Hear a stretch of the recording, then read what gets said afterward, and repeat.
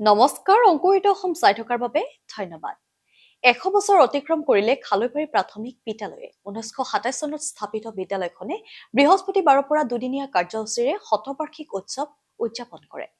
শতবাৰ্ষিক উৎসৱ উদযাপনৰ লগত সংগতি ৰাখি বিভিন্ন নপুৰণি ছাত্ৰ-ছাত্ৰীসকলৰ অন্তৰংগ আলোচনা, ছাত্ৰ-ছাত্ৰীসকলৰ মাজত বিভিন্ন প্ৰতিযোগিতা, মুকলি সভা আয়োজন কৰে। অসমীয়া মাধ্যমৰ বিদ্যালয়সমূহৰ প্ৰতি ভাবুকি আহি থকাৰ সময়তে খালৈবাৰী প্ৰাথমিক বিদ্যালয়ে উদযাপন কৰা শতবাৰ্ষিক উৎসৱৰ অনুষ্ঠানটোত উপস্থিত থাকে জ্যেষ্ঠ সাংবাদিক প্ৰণয় বৰদলৈ, সোণাপুৰ মহাবিদ্যালয়ৰ অধ্যক্ষ দেৱব্ৰত খনিকৰ, অৱসৰপ্ৰাপ্ত কৃষি বিষয়া তথা অংকুৰিত অসমৰ উপদেষ্টা মৌচম হাজৰিকা, অংকুৰিত অসমৰ সভাপতি নাছিৰ হুছেইন আৰু সম্পাদক ৰমেশ পাণ্ডে চেত্ৰী, অংকুৰিত অসমৰ সহ সম্পাদিকা নীলুফা ৰহমান তথা অংকুৰিত অসমৰ সক্ৰিয় সদস্য ৰাহুল মোদীৰ লগতে বহু গণ্যমান্য ব্যক্তি উপস্থিত থাকে। অনুষ্ঠানটোত উপস্থিত থাকি জ্যেষ্ঠ সাংবাদিক প্ৰণয় বৰদলৈয়ে কয়, যুটীয়া সঞ্চালক আছিল, অলপতে তেখেতে ৰিটায়াৰ হৈছে, কৃষি ক্ষেত্ৰত বিশেষজ্ঞ নাছিৰ হুছেইন, তেওঁ নেতৃত্ব দিছে টিমটোক। নাছিৰ হুছেইন, তাৰ লগতে আমাৰ ৰমেশ চেত্ৰী, আমাৰ ৰাহুল মোদী, নীলুফা, আমি সকলো জড়িত। আচলতে আমি খেতিয়কক লৈ আমি আগবাঢ়িব বিচাৰিছোঁ। আমাৰ অসমৰ বিভিন্ন প্ৰান্তত আমাৰ অংকুৰিত অসমৰ কাম চলিছে। এই অঞ্চলৰ লগত অংকুৰিত অসমৰ এটা নিবিড় সম্পৰ্ক আছে, যিহেতু ওচৰতে তেওঁলোকৰ এটা ডাঙৰ আপোনালোকে দেখিছে ইয়াত মিলটো আছে।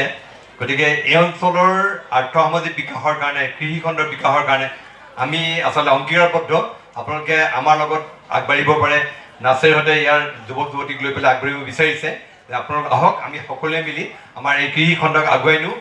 ভাষণত অংকুৰিত অসমৰ সভাপতি নাছিৰ হুছেইনে ডিমৰীয়া অঞ্চলটোৰ লগত থকা সম্পৰ্ক আৰু ডিমৰীয়া অঞ্চলটোত লুকাই থকা অৰ্থনৈতিক সম্ভাৱনাসমূহৰ সন্দৰ্ভতো মন্তব্য আগবঢ়ায়। মই এইখিনিয়ে ক'ম যে আমি কৰ্মমুখী হ'ব লাগে। খেতি বাতি, আমাৰ গ্ৰাম্য অৰ্থনীতি, সেইবিলাক বিকাশ হ'লে আমাৰ অসম ডেভেলপ হ'ব। আৰু তাৰ লগতে এই স্কুলখন, আমাৰ অসমৰ এই স্কুলখন প্ৰণয়দা, আমি যিখন স্কুলত পঢ়িছোঁ, প্ৰণয়দা ছিনিয়ৰ আছিলে, আমাৰ স্কুলখনৰ নাম আছিলে নিজৰাপাৰ প্ৰাথমিক বিদ্যালয়। তাতে প্ৰণয়দাই পঢ়িছিলে, তাতে ময়ো পঢ়িছিলোঁ। সেই স্কুলখনত সেই আৱেগটো আমাৰ এতিয়াও আছে। ঠিক তেনেকৈ এই স্কুলখন আপোনালোকৰ 100 বছৰ যিহেতু হ'ল, ইয়াৰে চাগে আপোনালোকে প্ৰত্যেকেই এইখন স্কুলত ক খ গ ঘ শিকিছিলে। এইখন আমাৰ প্ৰাণৰ স্কুল হয়। ইয়াৰ প্ৰতি আমাৰ আপ্ৰাণ চেষ্টা থাকিব লাগিব ডেভেলপ হোৱাকৈ। ইয়াতে আপোনাৰ যি শিক্ষক, ল'ৰা ছোৱালী যিখিনি আছে, স্কুলখন যাতে উন্নতি হয়, অসমীয়া ভাষাবিলাক উন্নতি হয়, তাৰ কাৰণে আমি স্কুলখনক মন দিব লাগিব। তাৰ লগতে আমাৰ যিটো গ্ৰাম্য অৰ্থনীতি, আমাৰ যি আমি খেতি বাতি, সেই খেতি বাতিও আমি ভালকৈ কৰিব লাগিব। অংকুৰিত অসম বুলি আমাৰ এটা নিজৰ এটা ছ'চাইটি আছে, তাৰ যোগেদিও আমি ইয়াতে আমাৰ সীমান্তৰ মাটিতে আমি অকণমান খেতি বাতি কৰোঁ, গাঁৱৰ মানুহক মাতো, দেখুৱাওঁ। বিদ্যালয়খনৰ শতবাৰ্ষিক অনুষ্ঠানটোত নপুৰণি ছাত্ৰ-ছাত্ৰীসকলেও উপস্থিত থাকি হেৰাই যোৱা স্মৃতিবোৰ ৰোমন্থন কৰে। খুব সুন্দৰ, ভাল লাগিছে। আৰু গোটেই মানে পুৰণা যিবিলাক আমাৰ ষ্টুডেণ্ট আছিল, আমাৰ লগৰ আছিল, লগ পাই মানে সুখী হৈছোঁ। আৰু কাৰণ ইমান বছৰে লগ পোৱা নাছিলোঁ। সকলোৱে নিজৰ কামতে বিজি হৈ আছোঁ। কোনোবা খেতি কামত লাগিল, কোনোবা চাকৰিৰ কামতে গুচি গ'ল। মই এইখন বিদ্যালয়ৰ প্ৰাক্তন ছাত্ৰ হয়। মই 1975 চনতে ইয়াত মানে এডমিশ্যন লৈছিলোঁ। সৰুকালৰ বহুত ঘটনা আছে। মানে ইয়াতে আমাৰ দুগৰাকী শিক্ষকক লগ পাইছিলোঁ। প্ৰধান শিক্ষক আছিলে আমাৰ প্ৰবীণ দাস ছাৰ, আৰু এছিষ্টেণ্ট আছিলে আব্দুৰাম ৰাহাং বুলি পেলাই। খুব মানে ভাল আছিলে তাৰমানে। আৰু আব্দুৰাম ৰাহাং ছাৰে এটা কোপ মোক দিছিলে, সেই কোপটো আজিও মই পাহৰিব পৰা নাই, এছাৰিৰ কোপ। আৰু লগৰবিলাকে কিবা এটা দুষ্ট কাম কৰিছিলে, পিছত গৈ মোকো মানে, আচলতে মোক দুখিয়ে নাছিলে, পিছত গৈ মোকে মানে লগ পালে নহয়, খুব বেয়াকৈ মাৰিছিলে। আৰু সেই কোপটো আজিও মোৰ মনত আছে, কিন্তু মোৰ বেয়া লগা নাছিলে, সেইটো মোৰ আশীৰ্বাদ বুলি পেলাই মই ভাবিছিলোঁ। অনুষ্ঠানতে অংকুৰিত অসমৰ সম্পাদক ৰমেশ পাণ্ডে চেত্ৰীয়ে এটা স্বৰচিত কবিতা পাঠ কৰে। 100 বছৰ আগতে জ্বলিছিল এটা দ্বীপ, খালৈবাৰীৰ মাটিত জাগিছিল আশাৰ হেৰি।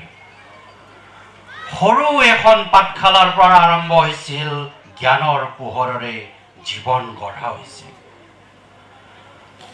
চক ধূলিৰ ফলকত আঁকা আছিল স্বপ্ন, শিশু মনত জাগিছিল নৱকল্পনা, নৱৰূপ। অক্ষৰ শিকি শিকি বুজিছিল জগত, শিক্ষাই দেখুৱাইছিল আগুৱাবৰ পথ। গুৰুৱে আছিল দীপৰ দৰে অটল, মমতাৰ সৈতে জ্বলিছিল সদায় উজ্জ্বল। জ্ঞানৰ বীজ ৰোপণ কৰিছিল মনত, ভৱিষ্যত গঢ়াৰ শক্তি দিছিল প্ৰাণ। এই চহৰতেই শিকিলো শৃংখলা মান, শিকিলো সৎ হওঁ দেশ প্ৰেমৰ গান।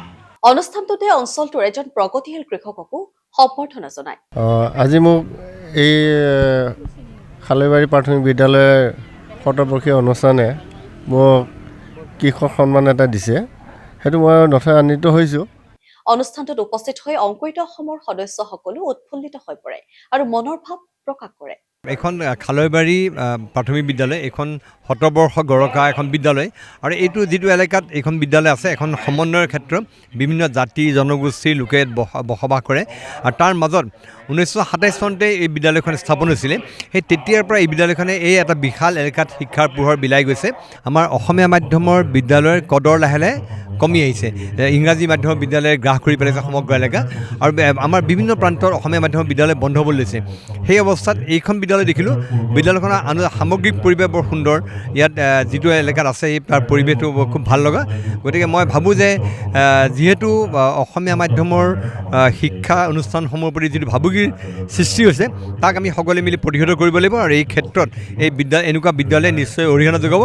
আমাৰ সমূহ সদস্যসকলে, বিষয়ববীয়াসকলে আমি আজি এই সুন্দৰ এটা অনুষ্ঠানত অংশগ্ৰহণ কৰিবলৈ সুযোগ পালোঁ। এই খালৈবাৰীৰ যি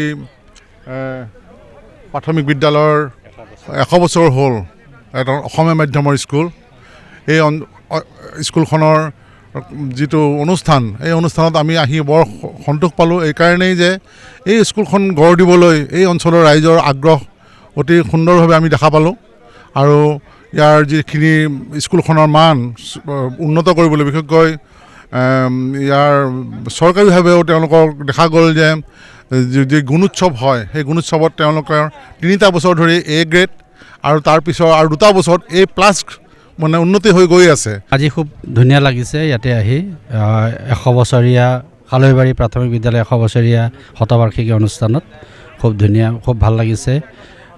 আমি অংকুৰিত অসমৰ ফালৰ পৰা গোটেই টীম আহিছিলোঁ। আজি অংকুৰিত অসমৰ গোটেই টীমটোক আমাক আমন্ত্ৰণ কৰিছিলে খালৈবাৰী প্ৰাথমিক বিদ্যালয়খনে, যিহেতু 100টা বৰ্ষত তেওঁলোকে ভৰি দিছে, আৰু যিটো সময়ত আমাৰ চৰকাৰী বিদ্যালয়সমূহ বন্ধ হৈ গৈ আছে, সেইটো সময়ত এখন অসমীয়া বিদ্যালয় 100 বৰ্ষত ভৰি দিয়াটো ডাঙৰ কথা।